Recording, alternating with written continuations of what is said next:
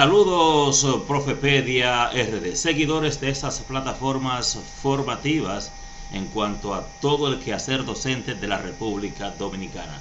Hoy el trabajo va a girar en torno al llenado del registro de este documento curricular importantísimo, diría yo el más importante de los documentos curriculares que permiten la ejecución del currículo de República Dominicana, puesto que es el documento que organiza los aprendizajes que están dispersos en la malla curricular, ¿sí? Utilizando esos indicadores de logro desagregados que están en la malla curricular, que son los que describen los aprendizajes a pequeños rasgos. Pues ese registro de grado es el que aglutina pues estos aprendizajes en indicadores de logro a los que se les pone calificación. Por tanto, es nuestro punto de referencia, el indicador de logro del registro de grado. Veamos pues qué es lo que tenemos en tiempos normales. Una área, y lo ponemos de ejemplo, ¿verdad? Este ejemplo de asignatura en que en un periodo escolar, imagínense, estamos todavía en la antigua versión. Año escolar dividido en 4 periodos escolares, y que el periodo 1, que es desde que inicia las clases hasta el 31 de octubre, yo debo, pues cada vez que trabajo un indicador, pues calificar ese indicador. En este caso para secundaria estoy haciendo el aterrizaje. Pues para yo poder colocar la nota del periodo, lo que hago es sumar la cantidad de indicadores, las calificaciones que le coloqué a los indicadores, promediarlos, y es la nota del P1. Por eso usted tendría, ¿verdad?, una nota en el P1, una nota en el P2, una en el P3 y una en el P4. Y ese promedio de esas notas me da la calificación final. Eso es lo que en la actualidad tenemos. Repito, la nota de un periodo va a constar de las calificaciones que tienen los indicadores que trabajé.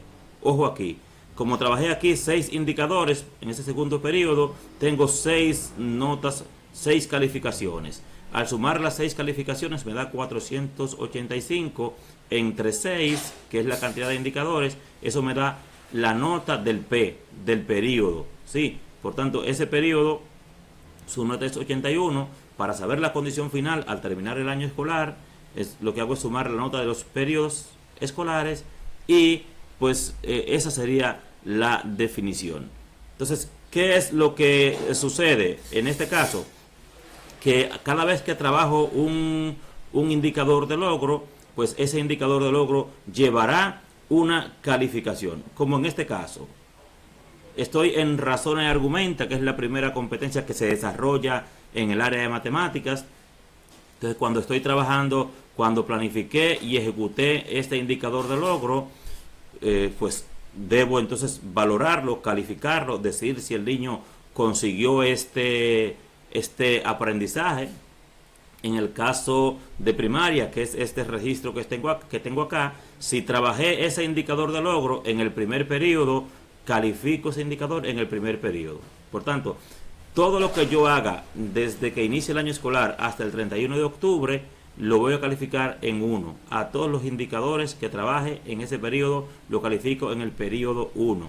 Pero me olvido del 2, del 3, del 4, porque es lo que me dice la normativa, que como no trabajé un indicador en ese periodo, va la raya vertical en secundaria, raya oblicua en primaria. Por tanto, ese estudiante o esos estudiantes tendrían ese indicador calificado en el P1.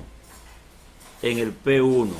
Si en esos 2 indicadores se me pasó el mes de octubre y entro al mes de noviembre, entonces este indicador iría calificado en el 2.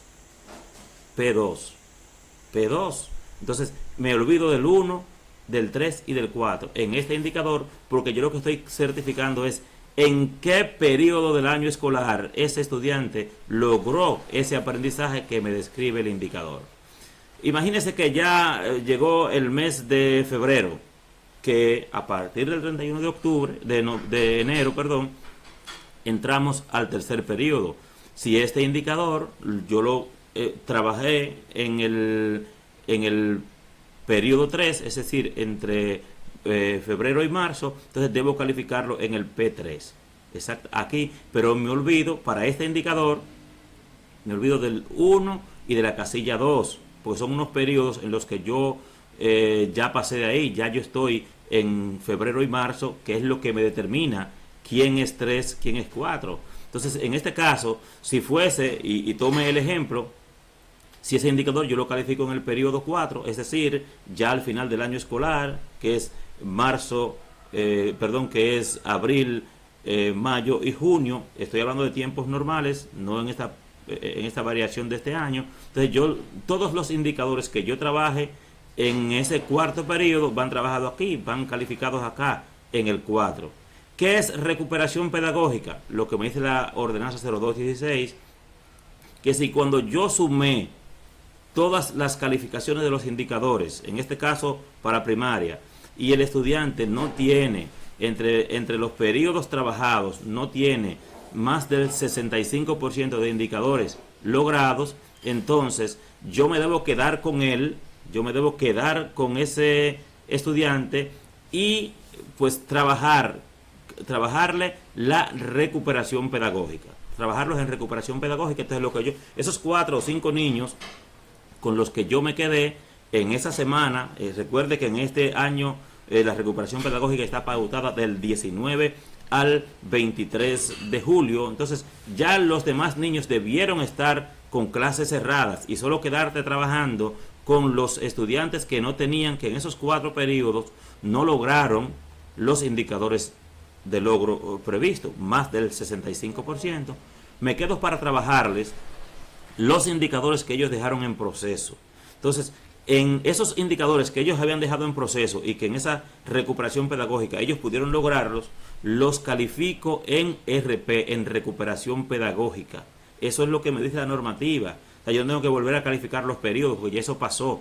Me voy a recuperación pedagógica, que es un apartado que trae el calendario escolar. Si yo, al sumar lo que hizo recuperación pedagógica con lo que habían logrado los demás periodos, el niño pues pasa del 65%, entonces ese niño aprobó su asignatura. Si no pasa del 65%, entonces él se va, según la ordenanza 0216, en una indefinición para que a principio del próximo año escolar se le aplique una evaluación. Si la aprueba, entonces el distrito certifica y puede el centro promoverlo al siguiente grado. Eso es lo que haríamos en el caso de nivel primario. ¿Qué pasa con nivel secundario? Nivel secundario, en vez de ser logrado, proceso iniciado, lo que tiene es en razón y argumenta, por ejemplo, los mismos indicadores, o sea, para esa competencia, los aprendizajes de secundaria, pero va a tener P1, P2, P3, P4. No tiene RP, no tiene recuperación pedagógica, porque en secundaria lo que existe es pruebas completivas y pruebas extraordinarias. Por eso, en este caso, lo que yo voy a hacer es que lo que yo califique hasta el 31 de octubre va en P1. Lo que califique del 31 de octubre, del 31 de enero, de noviembre hasta el 31 de enero, va en P2. Pero me tengo que olvidar de los otros P, porque esos P no han llegado o ya pasaron. Por tanto, un indicador se califica en un solo periodo, en una sola casilla, y me olvido de las demás casillas. ¿En cuál casilla? En la que corresponde al periodo en la que lo trabajé. Así es como debemos calificar esos indicadores de logro.